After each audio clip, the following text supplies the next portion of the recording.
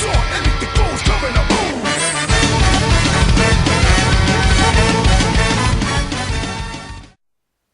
guys, Sharpo back once again with another minting box, and today we're looking at something very special. Now you might remember in my wind charger review that the UK doesn't get all that many exclusives. Hell, we don't even get that many things showing up on our shores apart from the first couple of waves of something.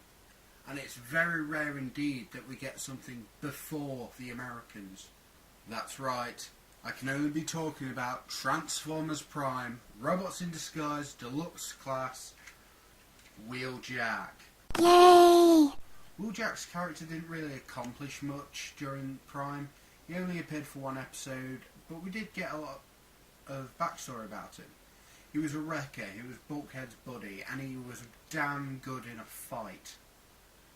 And this little guy, just brilliant. Wheeljack's toy is amazing. As a first purchase for the Prime line, I am very happy with this guy. His vehicle mode is futuristic, it's sleek, it's sexy, it's almost Cybertronian. And I do get a bit of an animated Rodimus vibe from it. It's very angular, like a stealth bomber. There's nice panel lines to disguise the actual panel lines. Paint apps are minimal, but they're very effective. You got the tail lights and the very Wheeljack-esque colours.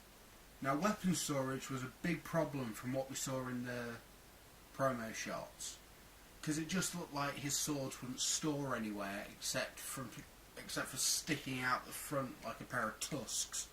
But luckily they did think of that, and you can store them on the underside. You can also store them on little holes on the side of the vehicle mode, as well as the aforementioned attack mode.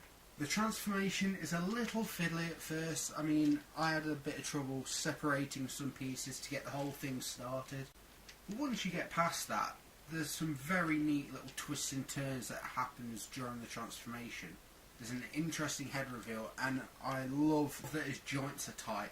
That is such a refreshing change of pace from what we had in the Dark of the Moon line. In his robot mode, Wheeljack really pulls off his animation model. It's not quite perfect, but it's a great representation of the character. If I did have some qualms about it, my first impressions of it were that he looked like very ape-like. His proportions weren't quite as good as they were in the show. His head looks a little too recessed, his arms are a little too long, and he has this general stumpy feel to him. He's got a good amount of articulation, but he does suffer from some of the same hiccups that Drift had in the shoulders.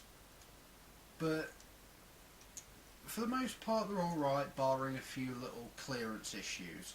Now the swords, unlike Drift, are very, very sturdy plastic. They are brilliant.